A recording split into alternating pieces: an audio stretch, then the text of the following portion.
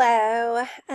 As I mentioned before, this is how you will watch the PowerPoints, and we will conduct some of our class learning time. And what it does is it allows me to be able to walk through the PowerPoints with you, and you can kind of see them and hear the lecture as it's going on. So, welcome to English 1153 Freshman Comp.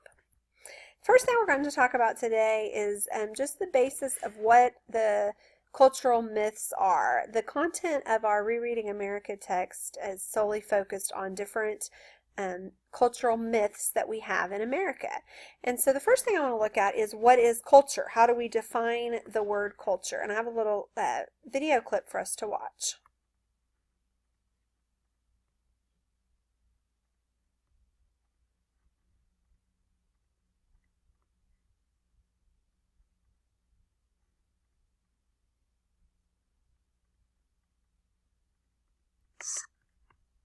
I actually have it on this one without the commercial, so we'll watch this one.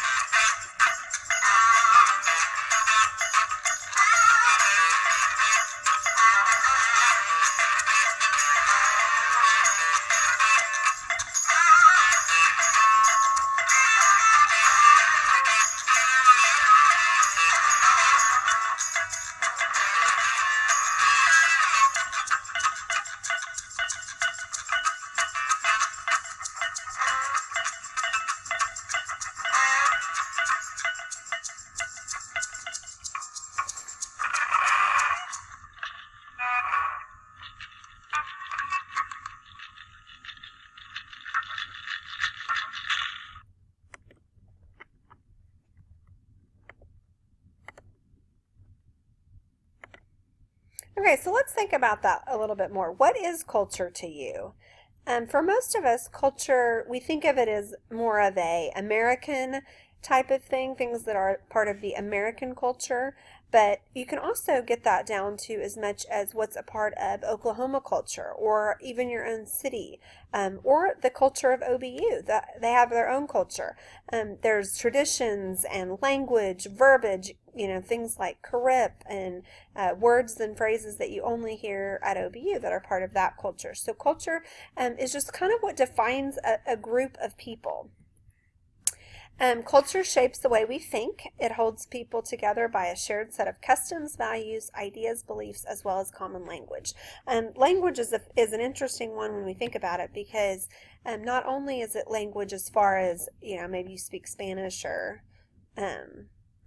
French or, English, whatever it is, but it's also somewhat of the dialect and the types of ways that you speak. When we think of the South, we think of that Southern drawl and some of those types of things. We think of the North, there's definitely an accent that goes with that and certain words that you will be aware that they use at different areas, even in America or Oklahoma or the South, different things like that. Culture influences everything around us. So it's the way we relate to others, the way we look, which could be anything from our hairstyles to our makeup to our dress, shoes, all that stuff. Our tastes, our habits, our dreams, and our desires. Those are all influenced by the culture that is around us. And so when we apply a critical thinking to our culture, we see all of these myths that are part of our lives and recognize them for the assumptions that surround them. And so in essence, what that third point is saying is that when we look at these cultural myths from a critical perspective, we often see the issues and differences that are a part of them. And that's kind of what this book is going to help us do, is recognize some of those differences and things that may or may not be exactly true. So the point of it is to help you to think more critically about some of these things that have shaped the culture that's part of your life. So when we look at what the definition of myth is a legend, saga, folk tale, story. Normally we think of it from that Greek mythology standpoint. Most of you guys had probably some type of Greek mythology in English in high school. And so, we know these are not true stories that happened, but it was something to help you understand life. And that when we hear those myths over and over and over again, a lot of times we accept them as truth. That was one of the things that happened with the Grecian people, is that they would accept it as something that was true when it was really just a myth. So when we put together what culture is, the definition of culture, and the definition of a myth, we see that these myths have subtle effects which reduce the complexity, effectiveness of our reading and thinking. So basically what that's saying is that as these myths become more and more a part of our life, our tradition, and our beliefs, they affect how we think and read and believe. They affect every part of our life. They are very, very tied to beliefs. Most of you guys have come in with a set of cultural myths, which isn't wrong at all. But this class and college in general helps you kind of to take a look at those and decide if that's a myth that you want to be a part of or not. Or maybe you want to be a little more open-minded or closed-minded about a certain part. Cultural myths can also present serious obstacles to success for first-year college students. For that very reason, sometimes we come in to our freshman year with some very staunch opinions and views about it, and this is the first time that you've maybe been around people of a different, quote, culture, and whether those are people that are from a different country, or maybe that's just people from a different school or a different state or a different part of the Oklahoma than you're from. It can present you with some things that kind of question your beliefs, and that's okay, and that's a good thing to have happen. And that's kind of what we're going to do in these 3 weeks when we read these articles. It's just kind of just give us a starting point to think.